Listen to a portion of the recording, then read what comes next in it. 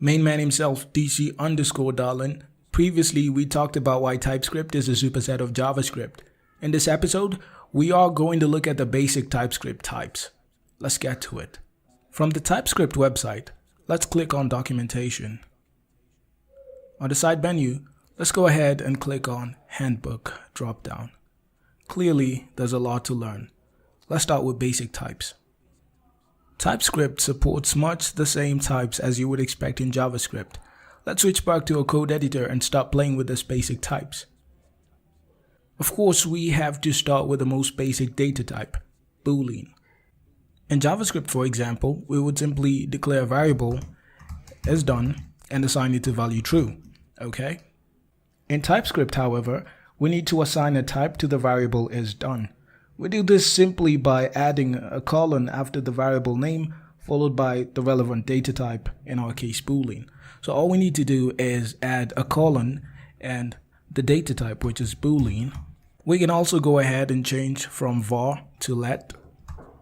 As you can see, when we hover over is done, we can see that it is of type Boolean.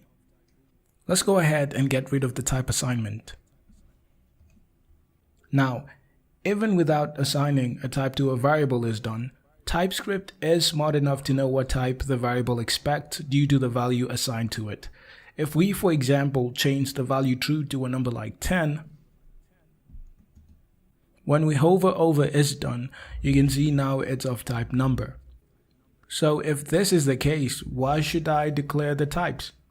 Well, aside from reasons that we'll get into later, it essentially makes code easier to read.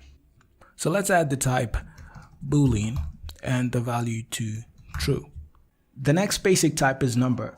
We've already seen it in action. Same as JavaScript, all numbers in TypeScript are floating point values. This essentially means that it can contain a fractional part. Let's declare a variable age of type number and assign it to the value 30. Quick switch to the docs. In addition to hexadecimal and decimal literals, TypeScript also supports binary and octal literals introduced in ES6. Let's talk about strings. No question of how important textual data is. TypeScript uses single quotes or double quotes to surround string data. Let's declare a variable color of type string and assign it to the value blue. Obviously, if we change the value from blue to 100, for example, it will still be of type string, and as you can see, there is no red squiggly line. And this is essentially because we have quotation marks. If we get rid of this quotation marks, as you can see, there's a problem. Type 100 is not assignable to type string. So let's go back and add our favorite color, blue. Still on strings, let's talk about template strings, which allow us to embed expressions and span multiple lines without using the \n as it used to be. Let's create a sentence by utilizing template strings. So we declare a variable sentence of type string, which we will utilize template strings to create a sentence. My name is, and I love. Let's go ahead and add the variables age and color to our sentence.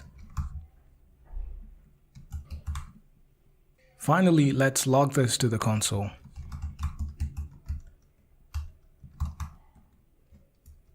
You know the drill by now. Let's compile.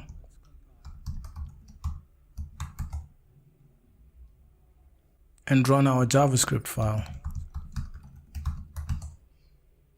As you can see, the sentence is logged onto the console. That's it for this video, guys. Let's talk about arrays next time.